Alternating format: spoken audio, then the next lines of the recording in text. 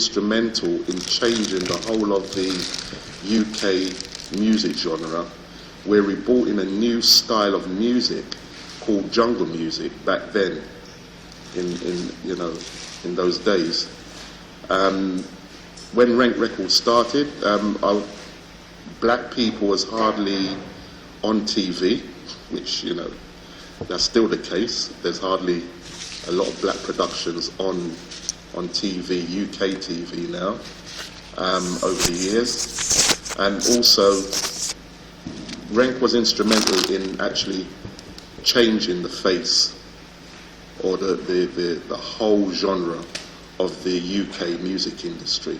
And I'm sure if a lot of you can remember, back in the 90s, 1994, we had a big hit record called Incredible by General Levy, and that was the one that broke the mold, and that really opened the doors for the UK music industry to actually, bring in more, should I say, black artists. And the big music companies, should I say, started to change their minds and said, well, look, there is a market here.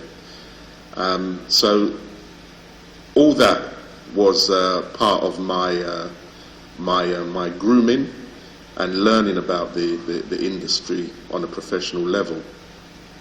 And that went on for a few years till we actually ventured into films, movies, which I wanted to now create black Caribbean movies.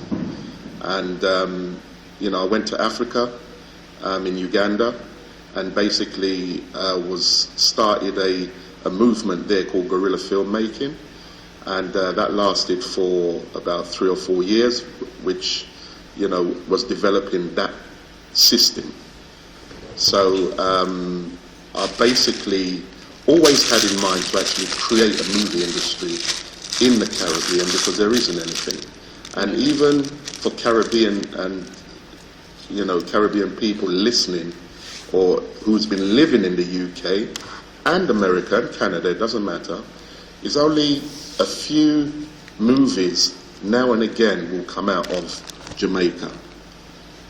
You can literally count them on one hand, the popular ones. Things like Harder They Come was the first one, then like Dancehall Queen, then Third World Cop. There's some other ones that, I wouldn't even say it was 10 good movies that actually come out of Jamaica, which is a shame, really. So that means the industry needs developing, and hence why Collywood was born. I then took that model to the Caribbean. I actually developed it over about 10 years, and then basically I then moved to the Caribbean permanently, which I'm now residing in, and started Collywood. And it's always been a problem with should I say, Caribbean and African distribution.